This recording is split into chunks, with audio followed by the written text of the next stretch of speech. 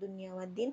Wassalatu wassalamu ala anbiya'i wal mursalin Sayyidina Muhammadin wa ala alihi wa sahbihi ajma'in amma ba'd. Alhamdulillahirabbil alamin. Setelah libur yang sangat panjang minggu kemarin ya, kalian sudah tidak bertemu bahasa Arab selama 2 minggu. Kali ini kalian bertemu lagi dengan bahasa Arab. Nanti ada kejutan di bagian akhir ya, tapi sabar dulu, kita belajar dari awal lagi. Ustazah mau mengingatkan lagi yang kemarin-kemarin yang kita pelajari. Kemarin kita masih belajar tentang jumlah fi'liyah dan masih tentang jumlah fi'liyah sampai selesai. Masih dengan rumus yang sama, fi'il tambah isim, ya kan? Fi'il ditambah isim itu adalah rumusan untuk jumlah fi'liyah. Apa itu jumlah fi'liyah? Jumlah itu artinya kalimat, fi'liyah artinya kata kerja. Berarti maksud dari jumlah fi'liyah adalah kalimat yang diawali oleh kata kerja ya. Kalimat yang diawali oleh kata kerja. Terdiri dari 2 kalimat saja isinya biasanya. Minimal terdiri dari 2 kata di dalam kalimat itu. Yang pertama itu pastinya karena dia tadi diawali oleh kata kerja, berarti kata pertamanya apa? Kata kerja atau fi'lun. Dan kata kedua setelahnya adalah isim. Maksudnya isim di sini kedudukannya sebagai fa'il. Apa itu fa'il, Ustazah? Fa'il itu adalah pelakunya atau subjek atau orang yang mengerjakannya. Fi'il itu kata kerja, pasti ada orang yang mengerjakannya. Nah, orang yang mengerjakannya itu dinamakan fa'il. Itu menjadi kata kedua di dalam kalimat atau jumlah fi'liyah tadi itu. Kita mengulang lagi yang kemarin Ustazah jelaskan lagi biar kalian tidak lupa. Karena sudah 2 minggu nggak belajar bahasa Arab ya. Lanjut. Nah, jenis kata kerja. Ustazah sambil mengingat-ingat lagi yang kemarin. Jenis kata kerja dalam bahasa Arab itu ada 3. Di dalam buku Dasar-Dasar Mustaqili 2. Ada 3. Sebenarnya ada lagi lebihnya, tapi yang kita pelajari yang 3 ini aja dulu. Kata kerja dalam bahasa Arab itu terbagi menjadi 3. Tolong diingat menjadi 3. Yang pertama ada namanya fi'il madi atau kata kerja lampau. Dia berarti biasanya ada terjemahnya itu telah. Misalkan nih, contohnya nasoro. Nasoro itu bahasa Arab artinya menolong. Karena dia bentuknya fi'il madi atau kata kerja lampau, maka artinya bukan menolong saja, tapi artinya menjadi telah menolong. Itu ya maksudnya dari fi'il madi. Kita sudah pelajari ini di semester yang kemarin. Lalu selanjutnya ada yang namanya fi'il mudhari yang bulatan warna ungu ini ya, fi'il mudhari bacanya. Fi'ilun mudhari atau kata kerja kakak besar ini artinya kata kerja sedang atau akan. Maksudnya dia bermakna atau memiliki terjemah sedang atau akan. Misalkan tadi nasoro itu fi'il madi ya. Kalau dalam bentuk fi'il mudhari'nya dia berubah jadi yansuru. Dia berubah jadi yansuru. Nanti kita pelajari perubahan-perubahannya. Yansuru itu bentuk dari fi'il mudhari dan artinya menolong. Karena dia fi'il mudhari tadi bentuknya artinya bukan cuma menolong aja, tapi artinya berubah jadi sedang menolong atau akan menolong. Itu ya maksudnya dari bentuk-bentuk perubahan ini. Jadi bentuk-bentuk fi'il-fi'il itu tuh dia ada maknanya sendiri, dia ada artinya. Yang ketiga itu ada yang namanya fi'lun amrin, fi'il amr. Fi'il amr ini artinya kata kerja perintah. Contohnya tadi nasoro telah menolong itu bentuknya fi'il madi. Yansuru itu sedang atau akan menolong bentuknya fi'il mudhari. Lalu kalau bentuknya dirubah lagi ke fi'il amr, jadinya nasoro yansuru unsur. Unsur itu karena dia bentuknya fi'il amr yang berarti kata kerja perintah, maka artinya apa? Tolonglah. Nah, begitu ya.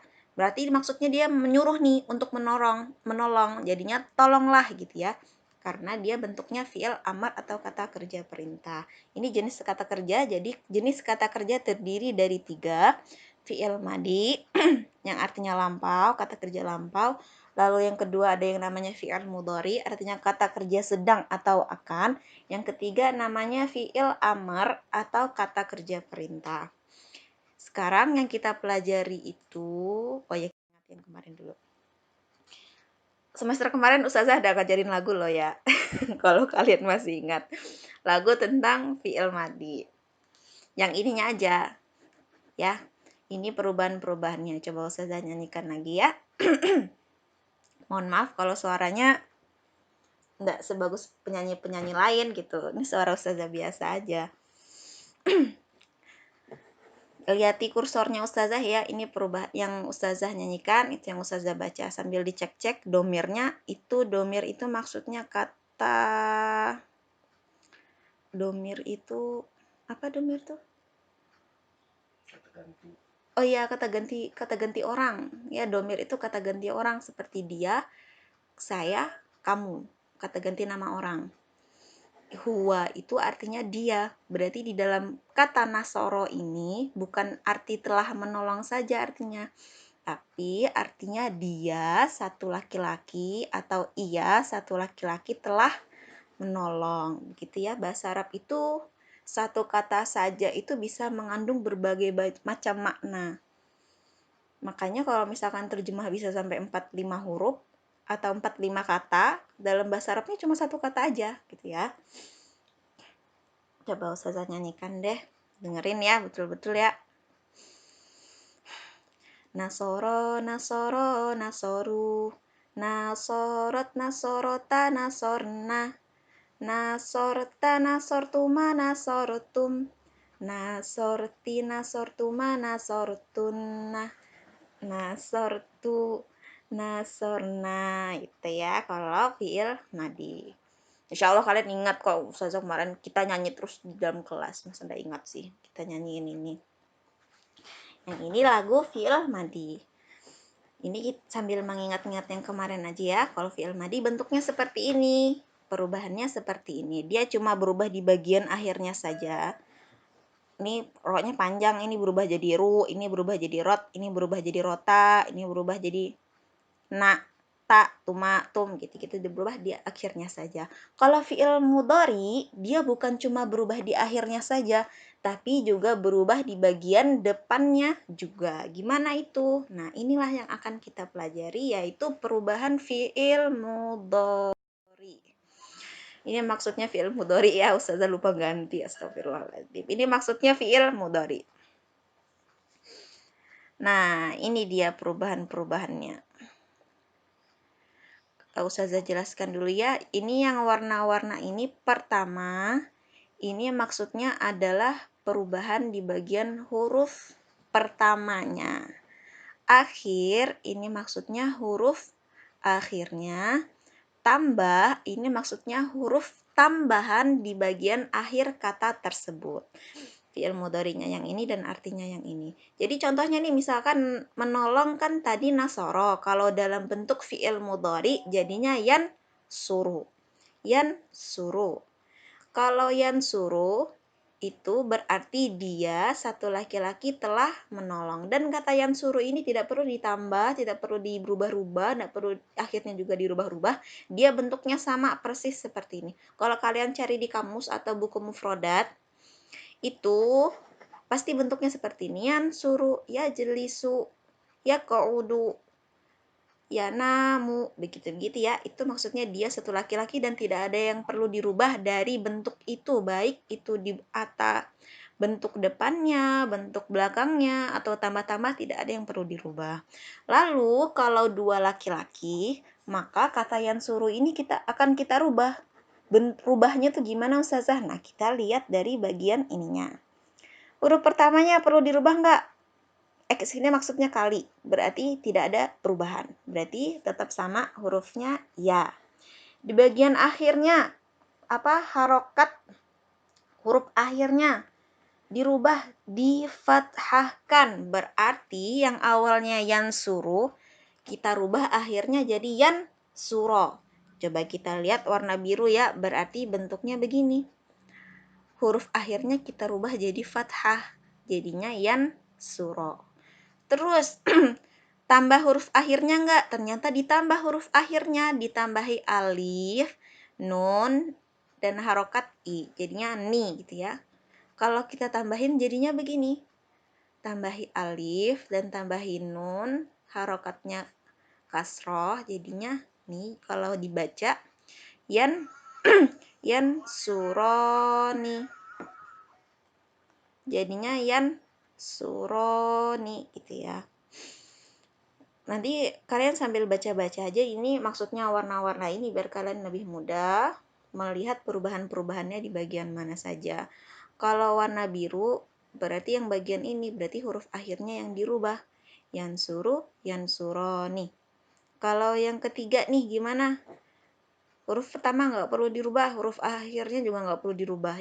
Dia cuma perlu ditambahkan waw, sukun, dan nun. Jadinya yang awalnya yansuru jadinya yansuruna. Itu artinya mereka laki-laki.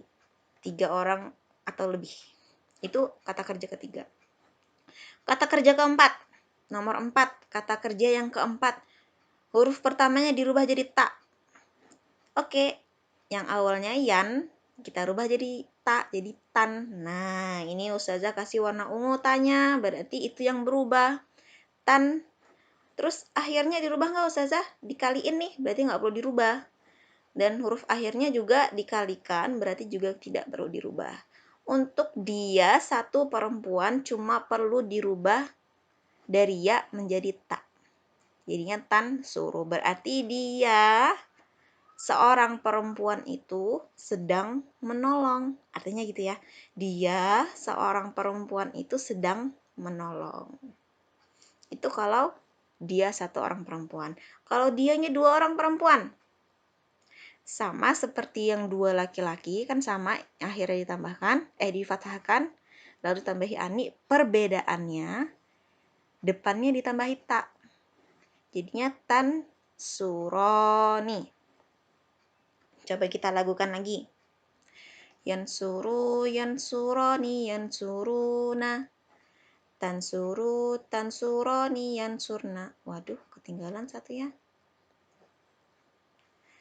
Ada yang ketiga nih, coba kita lihat. Menolong atau sedang menolong. Sekarang kita mau merubah dia menjadi kata kerja yang lain. Karena kata kerja bukan cuma menolong aja, kata kerja ada banyak. Ada tidur, menolong, menonton, duduk, keluar, pergi, itu semua adalah kata kerja. Jadi kita mau merubah yang ini tadi, kita coba-coba nih masukkan dengan kata kerja yang lain. Sekarang Ustazah pengen coba merubah dengan kata kerja yang paling kalian ingat. Adalah duduk. Tahu duduk bahasa Arabnya apa? Ya jelisu. Kalau dia telah duduk, jalasa. Yang kemarin-kemarin kita pelajari ya. Jalas tu, jalasta, jalasti, jalasna. Itu ya. Itu telah duduk. Artinya telah duduk. Sekarang kita mau membuat kalimat sedang duduk atau akan duduk. Maka dari jalasa itu, kalau misalkan sedang duduk, fi'il mudhari'nya jadi yajlisu. Jalasa yajlisu. Jalasa itu telah duduk, yajlisu sedang atau akan duduk. Jadi kalau kita cari di kamus bakal bentuknya seperti ini ya di dalam buku mufrodat. Sekarang kita lihat perubahannya kayak yang tadi lagi. Dia 2 laki-laki. Huruf pertamanya tidak perlu dirubah. Lalu huruf akhirnya ternyata difathahkan nih. Berarti yang awalnya su kita fathahkan menjadi sa. Ya, ini Ustazah enggak kasih warna lagi biar kalian ngeliat nih perubahannya di mana aja gitu ya. Cek-cek aja gitu. Huruf akhirnya ditambahi alif dan nun. Berarti yang awalnya cuma ya jelisu aja tambahi alif dan nun. Jadinya ya jelisani. Nah, tadi kan yang suruh nih. Ro sama alif tidak bisa disambung ya. Ro merupakan kata atau huruf yang akhirnya tidak akan bisa disambung dengan huruf apapun. Tapi kalau huruf sin, ini huruf yang bisa disambung. Berarti kalau sin kita sambung dengan alif, jadinya dia berdiri gini ya. Sin disambung alif, jadi perutnya jangan dimunculkan. langsung aja ditarik ke atas, set gitu ya. Jadinya dia sinnya berdiri ke atas.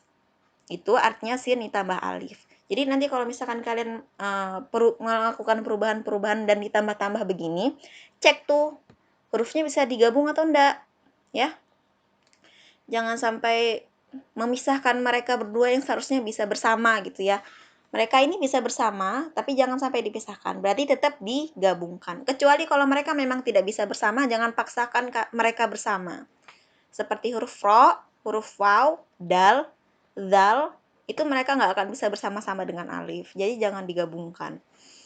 Nanti nggak bisa dibaca gitu ya. Terus, ini kalian coba rubah-rubah aja ya jeliso. Sekarang Ustazah nyanyikan lagi dengan kata kerja yang berbeda, yaitu duduk. Jadinya sedang duduk atau akan duduk. Ikutin bareng-bareng sama Ustazah. Oke? Ya jelisu, ya jelisani, ya jelisuna. 3, berarti yang ini ya, dia, satu laki-laki, dia dua laki, mereka laki-laki. Tajlisu, tajlisani, ya jelisna. Dia perempuan, dia satu orang perempuan, dia dua orang perempuan, dan mereka perempuan. Itu sudah 6. Kata kerja dia itu ada 6, berarti sudah 6 tadi ya. Ya jelisu, ya jelisani, ya jelisuna. Tajlisu, tajlisani, ya jelisna. Oke, situ dia. Terus kita lanjut nih. Tajlisu, kita lanjutin aja nih. Nah ini ya, kata kerja kamu. Tajlisu, aduh kok berubah sih nadanya. Coba ulang lagi ya. Ya jelisu, ya jelisani, ya jelisuna. Tajlisu, tajlisani, ya jelisna. Tajlisu, tajlisani, tajlisuna. Tajlisina, tajlisani, tajlisna. Ajlisu, najlisu. Itu kalau sedang duduk. Sekarang kita mau rubah lagi menjadi pergi. Bahasa Arabnya apa? Pergi bahasa Arabnya itu zahaba, itu telah pergi. Kalau fi'il mudhari jadinya yadhabu, artinya sedang atau akan pergi. Sekarang kita mau rubah lagi menjadi tadi, jadinya kita lakukan lagi nih. Yadhabu, yadhabani, yadhabuna. Tadhabu, tadhabani, yadhabna. Tadhabu, tadhabani, tadhabuna. Tadhabina, tadhabani, tadhabna. Adhabu, nadhabu. Itu sedang pergi. Kita rubah lagi menjadi apa ya?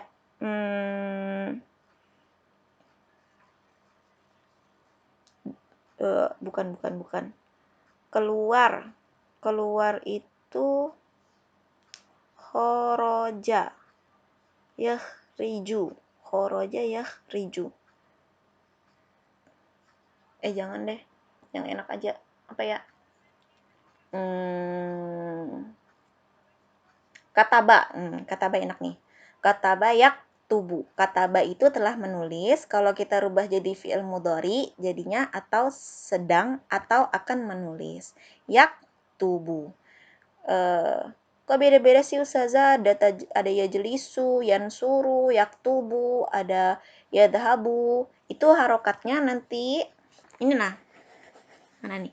Harokat huruf tengahnya ini kan ada yang kasro, ada yang fathah, ada yang dhammah. Itu berbeda-beda sesuai dengan mereka. Mereka masing-masing itu punya harokatnya masing-masing. Jadi kita nggak bisa nentuin. Itu caranya kita lihat di kamus aja harokat tengahnya itu apa. Sekarang kita coba nyanyikan lagi dengan kata kerja menulis atau sedang atau akan menulis. Bahasa Arabnya yaktubu. Yaktubu, yaktubani, yaktubuna. Taktubu, taktubani, yaktubna. Taktubu, taktubani, taktubuna.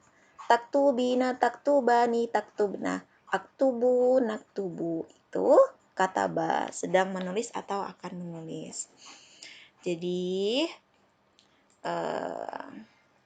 cukup sekian ya apa yang kita pelajari hari ini. Mudah-mudahan bermanfaat, mudah-mudahan berkah, mudah-mudahan bisa kalian amalkan baik saat kalian membaca Al-Quran ataupun nanti kalian saat membaca-baca buku bahasa Arab gitu kan ya. Uh, setelah itu, ya ini dia surprise-nya dari kalian untuk kalian. Minggu depan ulangan. Jadi minggu ini Ustazah nggak akan kasih tugas. Minggu depan ulangan harian. Nanti mungkin Ustazah buat di dalam Google Classroom ya. Apa sih kayak form-formnya gitu.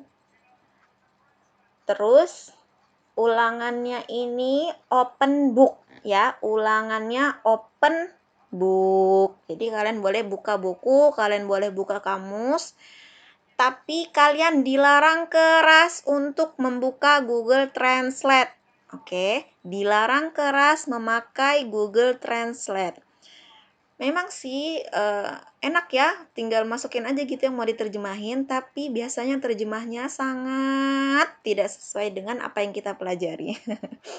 Kalau misalkan kalian mau mencari terjemahan, kan Ustazah sudah menggunakan kosakata-kosakata atau mufrodat-mufrodat yang biasa kita pakai, dan itu ada di dalam buku mufrodat. Buku mufrodat saya hilang Ustazah. Ya udah cari aja terjemahnya di dalam kamus atau di dalam kamus online juga nggak apa-apa. Tapi jangan cari di Google Translate. Karena Google Translate itu merusak sekali bahasanya. Tidak sesuai dengan apa yang kita pelajari selama ini. Jadi Ustazah ulangi sekali lagi, minggu depan ulangan ya dari halaman 116 sampai 146. Cek aja. Itu tentang jumlah fi'liyah yang diawali fi'il madi dan apa yang kita pelajari hari ini. Perubahan-perubahan fi'il mudhari. Kalau misalkan ada yang mau ditanyakan, tinggal langsung chat private Ustazah aja, karena kayaknya Ustazah kalau di Google Classroom agak lambat ya responnya ya. Karena gimana ya? Misalkan ya kalian ngechat ya Ustazah di chat private di Google Classroom. Kan bisa lewat tugas gitu kan, ada kayak chatnya gitu ya, langsung private ke Ustazah. Dia notifikasi ke Ustazah itu langsung muncul semuanya.